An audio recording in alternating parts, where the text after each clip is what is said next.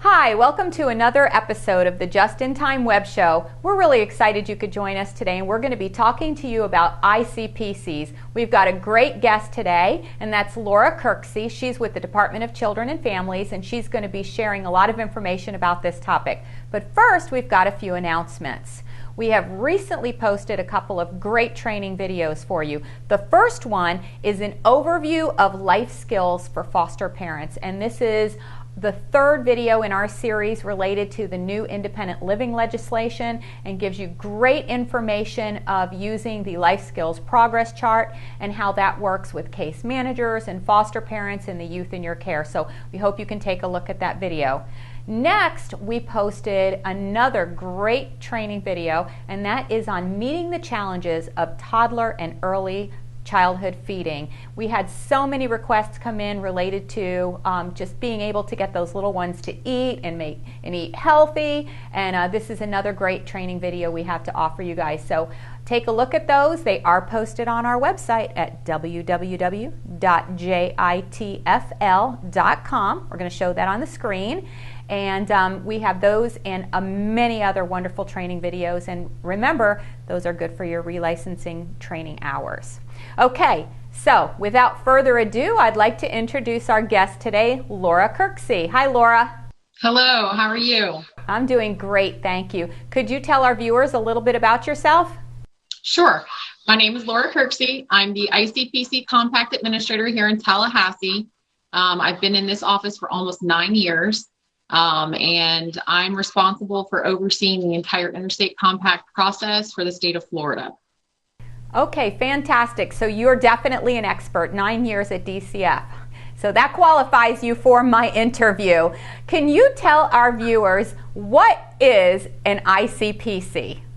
Okay, well, the ICPC is it's a uniform law in all 50 states, the U.S. Virgin Islands, and also the District of Columbia, or D.C.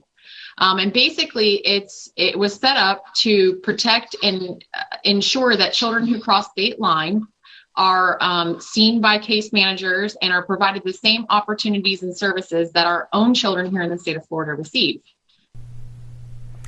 Okay, great. So could you kind of explain for foster parents, how would they, as a foster parent who has a child in their home, how would they get involved in this ICPC process?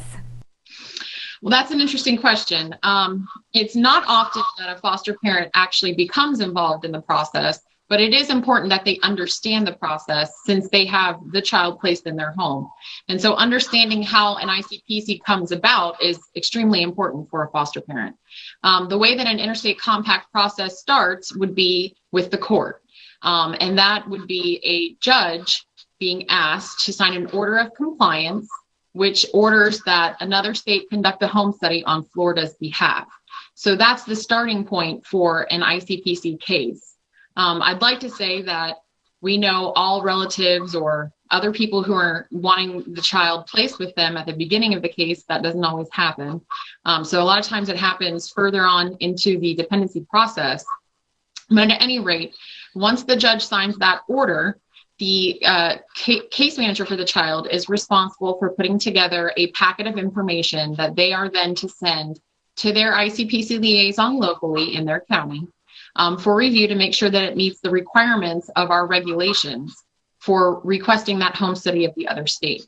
And once that ICPC liaison in their county determines that the packet is in fact correct and has all the information that we need, they then upload the packet of paperwork into our electronic database for us to review here in Tallahassee. Once we review it and determine that it does in fact meet the criteria for the type of request being made under the appropriate regulation, we then send it to the state where the placement resource resides and ask that state to conduct whatever type of home study is needed at that time. Can I ask you a question here, Laura? So you mentioned a relative placement. So I'm a foster mom and I got a child placed with me, and then there's a relative and they're in another state and they have expressed a desire to take placement of the child, and that's one step of this process. But is there other times where you might be doing the ICPC process, in other situations other than a relative taking a foster child? There are actually instances in which we would be requesting a parent home study on a parent who resides in another state. There certainly would be cases where we want to explore a relative, but because of the state that we're sending the request to requires licensure of all relatives, instead of it being a relative home study, it would be a foster care home study. And then there's also always the possibility of adoption. Okay, so those are other examples of when an ICPC may be used.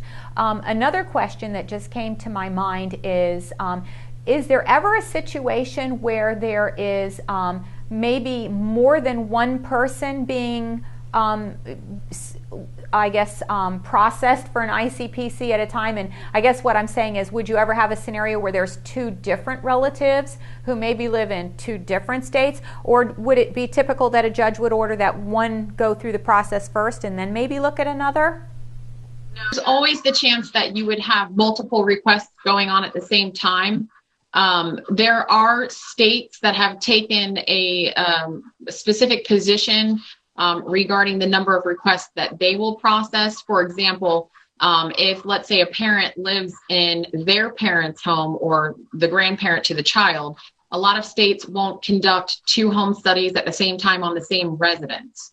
So in that case, our local community-based agency and the court would have to decide who they want to place the child with more, the relative or the parent. But there's always the chance that there are multiple requests going on at the same time. Could be different states, could be the same state. Always the chance.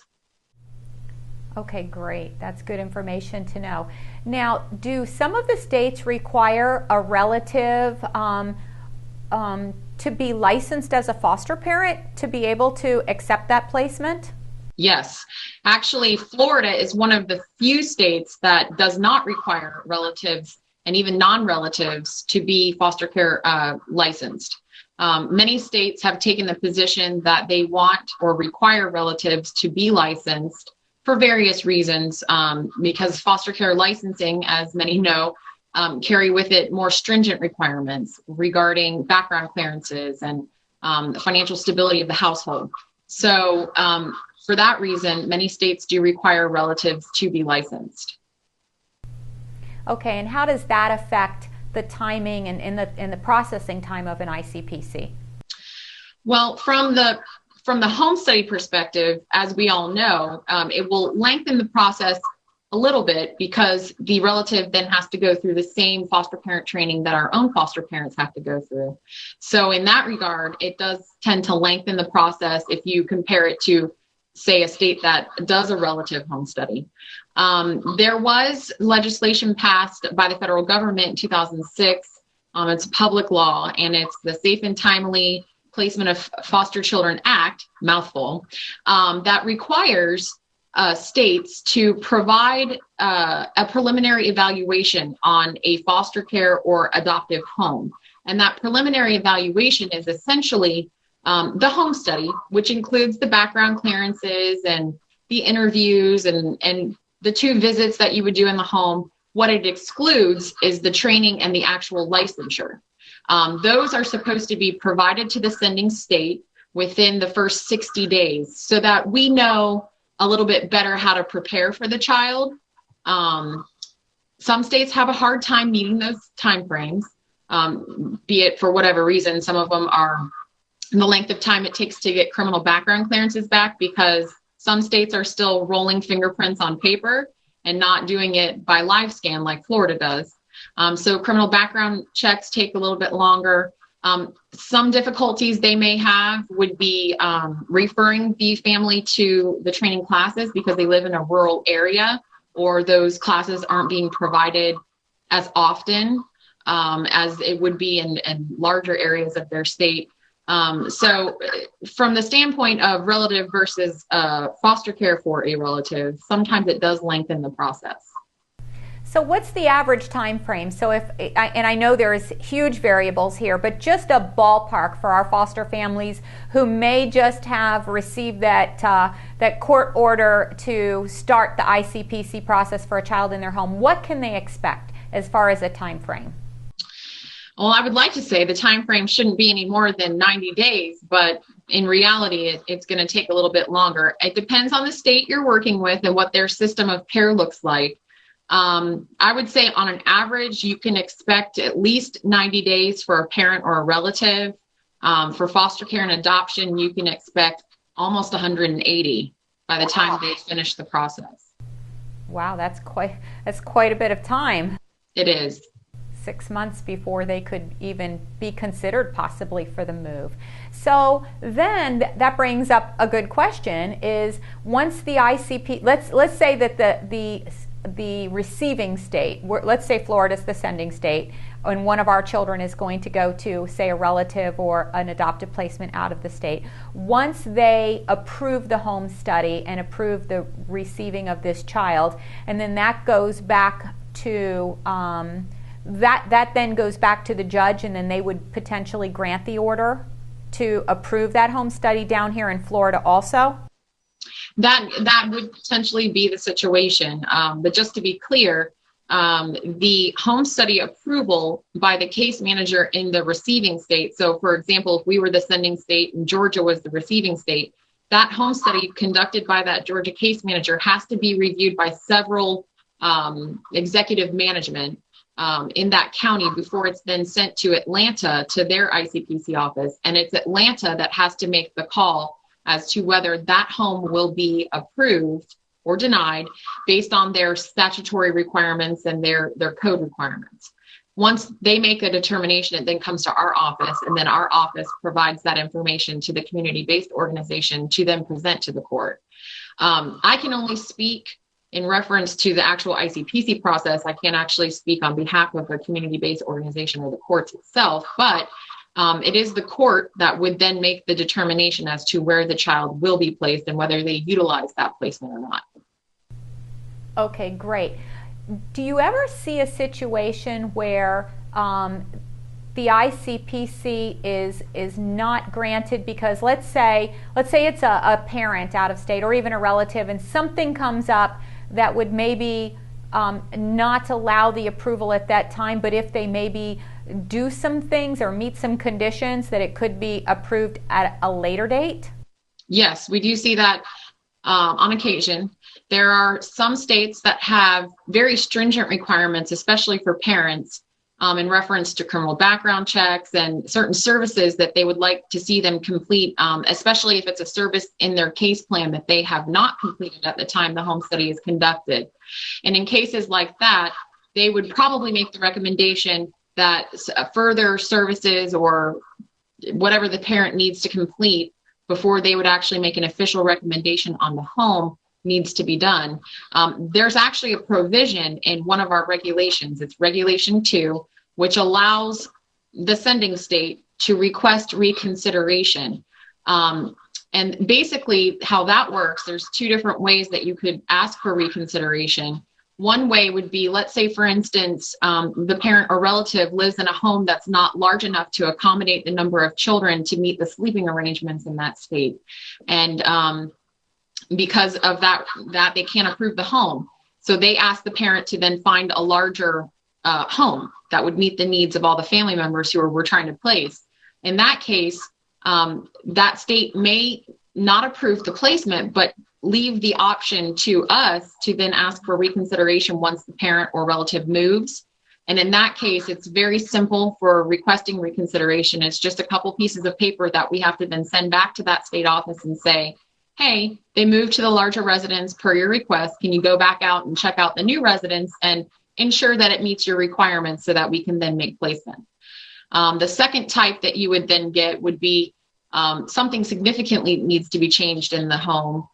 Maybe the whole house doesn't meet their building code requirements or the fire department's codes, and so they need to do something a little bit more, but it's going to take longer. And in that case, we can ask for reconsideration after 90 days. But we then have to send a lot more paperwork, which is basically like starting the process over, even though the resource may be known to that state. So there are options to pursue. Okay, that's good information. Do you ever have a situation where an ICPC comes into play when you have a foster parent here in Florida that's relocating to another state and wants to possibly take those foster children with them? Yes. In ICPC world, that's called a Regulation 1 intact family relocation. And basically, that's a regulation that allows for the movement of a foster or adoptive family. It also applies to parents and relatives, but for foster parents, it enables them, if the judge signs the order that it's okay for them to relocate, they can move without having to have a new home study conducted. So basically what that means is if the judge in Florida says, Mrs. Smith, you can move with your foster children, I'm signing this order, and Mrs. Smith already has a house in Georgia that she's going to be moving to, the case management organization would provide us with a packet of documentation that we can provide to Georgia ICPC and say, hey, this foster family of ours has relocated to Atlanta. We need you to go out and conduct a foster home study on them there. But we're asking you to approve the relocation of the family unit and for you to start providing services and supervision to the family so that we can still have some oversight while they're going through the licensing process. So there is a regulation that does allow for that. So just to be clear, because that's a little confusing, because I'm envisioning myself in this role, and I live here in Florida, and I'm going to relocate to Georgia. Let's use Georgia as an example. So I'm going to relocate to Georgia. Let's say I have to get licensed there, but Georgia first has to accept me before I can potentially take the kids. And what if I don't have a home yet up there selected? Well, in order for you to qualify for the intact relocation, you actually have to have an address. So the only way for us to get that approval from Georgia for the relocation of the family unit would be that you have secured a residence. So I'm working on the assumption that the judge has already said, you know, yes, we'll allow you to potentially take the kids. So I'm going to go ahead and locate a property that I would live in up there and then go ahead and proceed with this process. Correct. Okay. Having an address up front is key. Okay, that makes sense. I was just trying to work through those steps in my mind just in case. I don't know that we have a lot of foster families down here that are looking to take them, but I'm sure that this does come up, and this is great education, you know, for everybody. We don't have a lot moving out of state. You'd be surprised at how many we actually have that move into our state from other states that are licensed foster parents. That doesn't surprise me with the blizzards that are going on. I'm thinking they all want to come to Florida now. Exactly. So tell us a little bit about this pilot program that Florida's been on and this funding that we've been granted around the ICPC process. We're very excited. You know, for years, Florida has been leading the nation in reference to reforming our ICPC process and making it more transparent, and by creating a web-based database that we, the entire state, including our case management organizations, worked from to speed up the process. So no more of the paper mail and the overnighting and the postal service and things getting lost. Everything is uploaded electronically. And a few years ago, we were part of a group. It was a national ICPC web-based database committee that had applied for a grant through the federal government for some money to build a national system that every state can link to, where we can do all of our work from one central location. And it took a while, but we're very excited because the federal government did appropriate the money and granted it to our group. And Florida is actually providing the shell of our Interstate Compact system to the vendor that was selected, and they're going to use the shell of our system as a platform for building the national model. And we're going to be one of the pilot states. There'll be 5 other states. We're not sure who those states will be at this point, though there have been several states that have applied. We're going to pilot it for about 17 months and see how it works.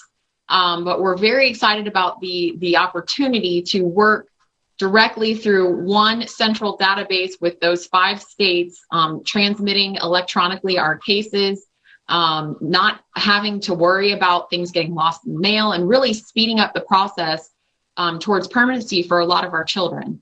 And, I'm thrilled. We've worked really hard on this project collectively, both our Florida team, our developers, our IT people, also our affiliate, ICPC. We've all worked together and put in a lot of hours. And this is just supremely exciting that they've chosen to use our system and move it forward.